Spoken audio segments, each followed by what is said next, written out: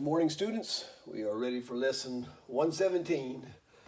And we will be doing 1, 2, 3, 4, 7, 8, 11, and 18. So we'll start off this morning with number 1. This is our new lesson for today. Number 1 says the distance required for an automobile to stop is directly proportional. Remember again, directly or inversely. Directly is on a straight line, x equals times, and inversely is set up like a fraction. And remember, we also deal with the k. The k is the constant, it never changes. So number 1, the only difference in these that we're learning today on lesson 117 is it talks about the square. So we square one of the numbers, and here's the way, this is the setup. The distance required for an automobile to stop is directly proportional to the square of its velocity. So the velocity is what we are going to square. If a car can stop at 1,800 meters, from velocity of 30 kilometers, and this is directly, so it's 30 kilometers, and we square the kilometers. Now what we have to determine here is what our k or our constant is. But let's first off square 30. 30 times 30 is 900. 1,800 equals what times 900? The k is a 2. Do you agree with that? 2 times 900 is 800. So we have the constant established now. I'll erase this. And this is a 2. We don't change that. Now they're saying to what will be required distance at 28 kilometers. We're changing this 30 to a 28. 28 squared is 28 times 28 equals 784. 784 times 2, our constant, equals 1,568.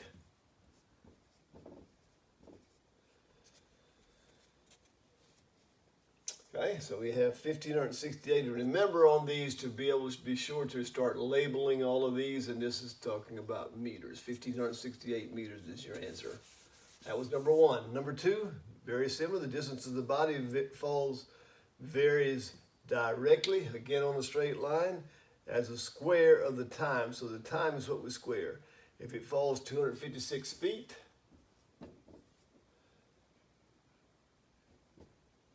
then it's going to be k times 4 seconds. 4 seconds, and we're going to square that. 4 times 4 is 16. What must the k be? You can take 256 and divide it by 16, and it will be 16.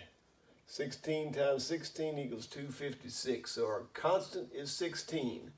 Now they're asking us to change this to 13 seconds.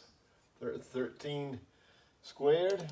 13 times 13 equals 169 times the 16, the constant, equals 2704.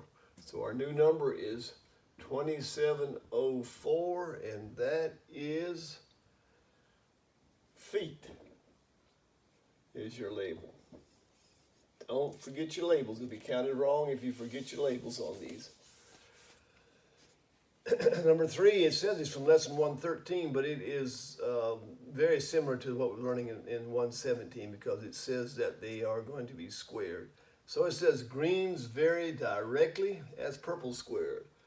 And when there were 4 greens equals k times when there were 2 purples. And remember it says that the purples are squared, so we square the purples. 2 times 2 is 4. Let me just change this to 4. So what is our k? K could only be A1 to make this true. So our k is, and a constant is 1. Now we see what they asked. It said how many greens would be present if there were 6 purples. Okay? So now we're going to change this to 6 and square it. 6 times 6 is 36. Times our constant, and remember it never changes, so 1 times 36 equals 36. Now what color is that? That is going to be the greens. So equals greens. Greens equals 36. That was number 3. Number 4, the number of red marbles varies inversely. Finally, we are getting to one where we have the fraction. We'll set it up like this. When there were 4, which one are we squaring? As the square of blue marbles. So the blues are going to be down here, and it says there's 20, and we'll go ahead and put the square there. And when there were 4 reds. 4 equals 20 times 20 is 400. And this number, this k up here, will be what then? What divided by 400 equals 4? You also could multiply this. 4 times 4 is 1600. That'll give us our answer. So our k is 1600, never changes. Number 4 says, now how many reds would be if there were only 4 blues? And again, we have been squaring the blues, so there's 4. 4 squared equals what? 16. All right, so 1600 divided by 16 equals 100, and that is red. So red equals 100. That was number 4. You can skip number 5. Skip number 5. That plain enough. Skip number 5. And we're going to number 7. These are from yesterday's lesson. So the 7 over 3. Remember how we can rewrite that? Like this. 7 separated and a 3. How do we solve for this? Review a bit here, but we taught this yesterday. To get rid of this square root sign, we multiply it times another 3, and that equals 3. Now, why does it do it? Let me just review so you're there with me. 3 times square root of 3 is the square root of 9, and the square root of 9 is 3. So that's why this works. All right, so what we do on the bottom, we must do on the top. Remember that all of this together was just a plain 3. 7 times the square root of 7 times the square root of 3 equals the square root of 21 over 3. Can we reduce this square root of 21, or can we solve any more for it? You check it out, but I don't believe so, so here is your answer.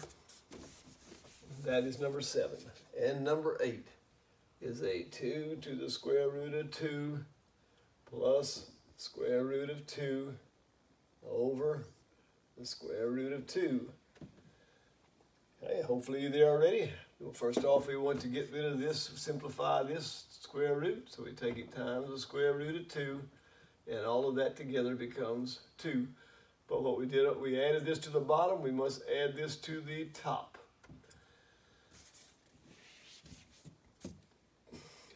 Okay, so now we start multiplying.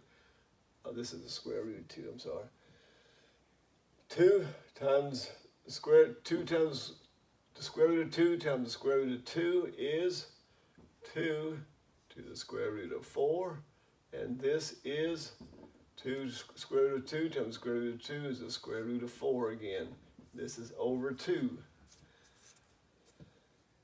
Okay, so we can simplify this. The square root of 2 is 2, which equals 4. And the square root of 2 is just 2. So we have 4 plus 2.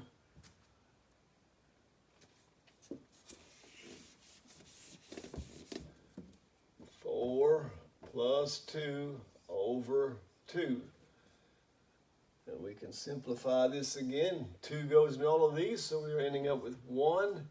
2 goes into 4 2 times. 2 goes into 2 1 time. Finally, we are getting to 3 over 1. Simplify that a little further, and that is a simple 3.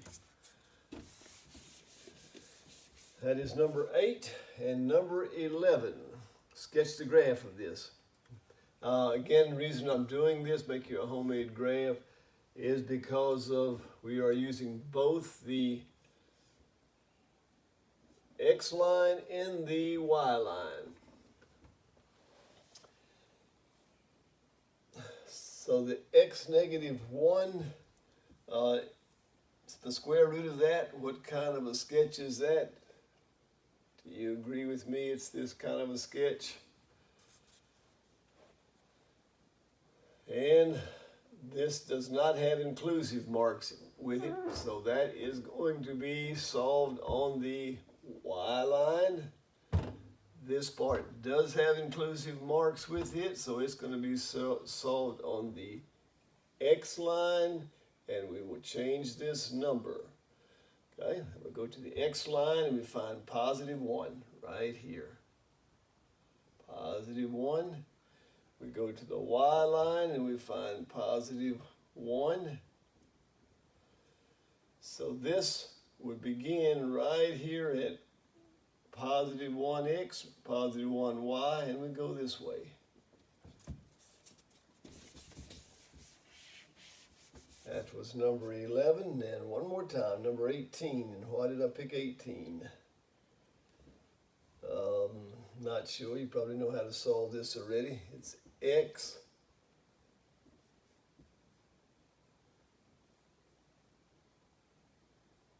the 2 that we have here, we move to the outside on both of those. That's going to become a negative 2. So 4 negative 2 is 2. And 7 negative 2 is 5. And our domain is integers. Oh, don't miss this, what the domain is. All right, let's see if we can solve this. 0, 1, 2, 3, 4, 5, 6. 2, 4, 6. Start off here. X is greater than or equal to 2. And it is integers only, so I'll put that on there. X is less than 5, so if it's the integers, we need to go down to 4. And we fill in all the rest of them in between, which is only that one. And that is solving for number 18. Okay, that concludes this lesson. It's completed. You're welcome to give me a call if you have any difficulty with any of the other problems. Have a blessed day.